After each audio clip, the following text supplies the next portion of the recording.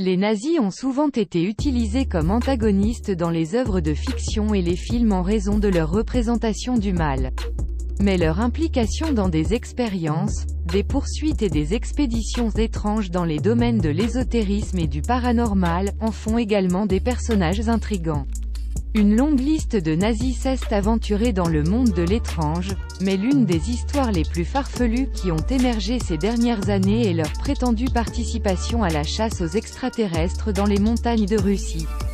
Bien que cela puisse sembler être l'intrigue d'un film, des preuves réelles ont été présentées à cet égard. Cette histoire fascinante relate une mystérieuse mallette, un plan nazi et des crânes d'extraterrestres. En 2014, une équipe dirigée par le scientifique russe Vladimir Melikov aurait fait une découverte étonnante lors une expédition dans les montagnes de la région de El-Adigé, dans le Caucase de Russie. Sur le mont Bolchoï, près du village de Kameno-Mostsky, ils ont découvert 2 crânes mystérieux dans une grotte de montagne isolée. Les crânes étaient étranges et ne ressemblaient à aucun animal connu dans la région. Ils étaient également manifestement non humains. Bien que Melikov ait abord pensé qu'ils devaient être les restes fossilisés un animal éteint, il a rapidement changé d'avis après avoir examiné les crânes de plus près. Ils ne ressemblent à rien de connu de l'homme. Notez le trou rond au bas de la tête. C'est la base de la colonne vertébrale. La position indique que cette créature se déplaçait sur 2 pattes. Une autre chose étrange est l'absence de voûte crânienne et de mâchoire. Une bouche, plusieurs trous répartis en cercle. Les orbites sont exceptionnellement grandes, et elles sont 2 excroissances séparées en forme de cornes.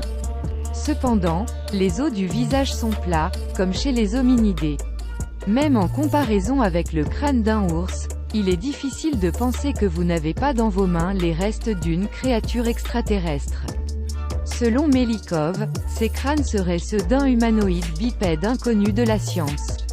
Et pour ajouter encore plus de mystère à cette découverte, un autre objet étrange a été trouvé dans la forêt voisine peu de temps après.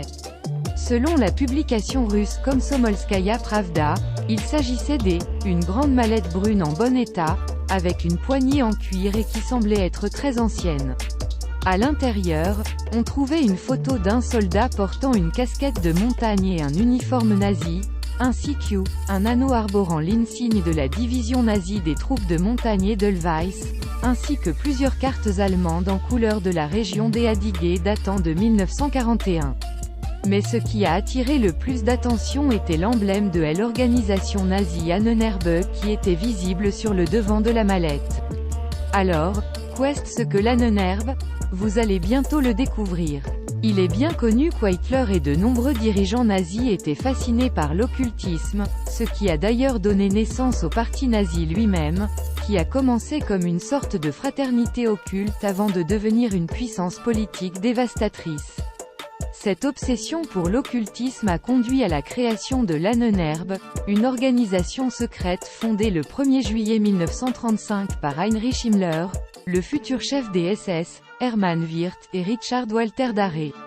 Ahnenerbe signifie littéralement « hérité des ancêtres » et était également connu sous le nom des Ahnenerbe Forschungs- und Lehrgemeinschaft, ce qui signifie « société de recherche et des enseignements sur le patrimoine ancestral » en allemand. Bien qu'elle ait prétendu être un institut de recherche archéologique, anthropologique et culturelle sur le patrimoine germanique, en réalité, l'Ahnenerbe avait pour but de trouver des preuves appuyant la théorie nazie selon laquelle la race aryenne était un peuple supérieur et quasi divin, dont les Allemands étaient les descendants directs. En réalité, l'Ahnenerbe était davantage un outil de propagande visant à trouver des preuves scientifiques, ou du moins apparentées, pour soutenir leur idéologie pervertie. Pour atteindre leur objectif, cette organisation occulte a financé de nombreuses expéditions et fouilles archéologiques à travers le monde, explorant des lieux aussi lointains que l'Allemagne, la Grèce, la Pologne, l'Islande, la Roumanie, la Croatie, l'Afrique, la Russie, le Tibet et bien autres encore. Ils cherchaient des runes, des artefacts, des reliques ou des ruines perdues dans les arcanes pour renforcer leurs affirmations selon lesquelles ils étaient la race supérieure à toutes les autres. Le Tibet avait une importance particulière pour Ahnenerbe, car on croyait qu'une mystérieuse civilisation perdue, à l'origine de la race aryenne pure et parfaite, y existait peut-être encore, vivant dans d'immenses villes souterraines. Très rapidement, les activités de l'Ahnenerbe ont dépassé leur domaine de recherche scientifique, pour atteindre les limites de l'occultisme, ce qui est pas surprenant étant donné le pédigré de ses fondateurs.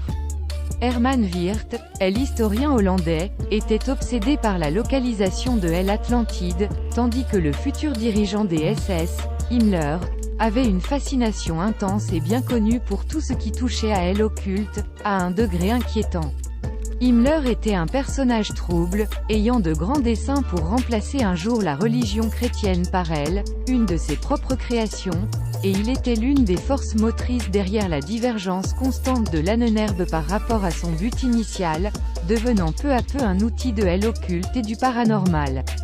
Au fur et à mesure que cette organisation sinistre prenait de ampleur, elle se déployait à travers le monde pour mener de nombreuses quêtes fantastiques qui semblent tout droit sorties un film des Indiana Jones.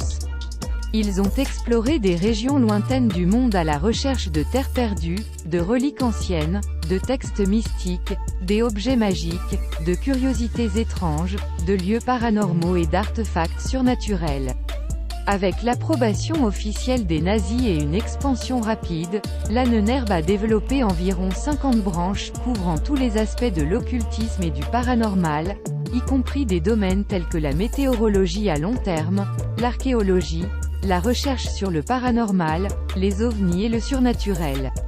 Ils ont intensifié leurs opérations au fil des ans, explorant les coins les plus reculés de la Terre à la recherche une grande variété de merveilles légendaires telles que le Saint Graal, l'emplacement de l'Atlantide et la lance du destin, qui a transpercé le flanc du Christ alors qu'il souffrait sur la croix. Le groupe recherchait également des portails vers d'autres royaumes ainsi que d'anciennes terres perdues, notamment l'Atlantide.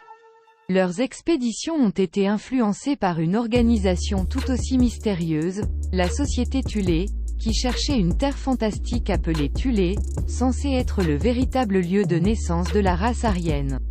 Ils croyaient que la découverte de cette terre leur donnerait des pouvoirs surhumains tels que la télékinésie, la télépathie et le vol, des capacités qu'ils pensaient avoir perdues au cours des siècles de mélange avec des races inférieures. En somme, ils étaient des fervents du paranormal. Le mystère entourant les crânes trouvés dans une grotte voisine et la mallette abandonnée dans les bois soulèvent de nombreuses questions. Selon Melikov et autres chercheurs russes spécialisés dans le paranormal, il est évident que l'Ahnenerbe a un lien avec les crânes et qu'ils ont peut-être mené une mission liée aux extraterrestres dans la région, peut-être pour trouver une technologie extraterrestre à utiliser dans leur effort de guerre ou pour les crânes eux-mêmes. Les nazis étaient connus pour être actifs dans la région de Adigé et il est possible qu'ils préparaient quelque chose en relation avec les ovnis et les extraterrestres. Cependant, il est difficile de comprendre comment ils ont découvert les crânes et pourquoi la mallette a été laissée dans les bois. Bien que Melikov prétende avoir envoyé des photos des crânes à des paléontologues de Moscou, il n'a pas reçu de réponse. Les sceptiques ont également critiqué ces affirmations, affirmant que les crânes sur les photographies sont probablement des faux. Certaines personnes ont suggéré que les crânes pourraient être ceux d'animaux déformés et déformés par la pression sur une longue période de temps. En fin de compte, histoire de Ahnenerbe et de leur quête pour trouver des artefacts surnaturels et paranormaux est une poursuite étrange et fascinante. Bien que les affirmations de Melikov et autres chercheurs russes spécialisés dans le paranormal soient difficiles à prouver, elles montrent la fascination continue des nazis pour les objets étranges et le paranormal. Cependant, sans preuve concrète, il est difficile de savoir si les crânes sont réels ou ils sont une invention. Il est donc préférable de prendre toutes ces histoires avec prudence et de continuer à chercher des preuves pour en savoir plus sur ces étranges événements.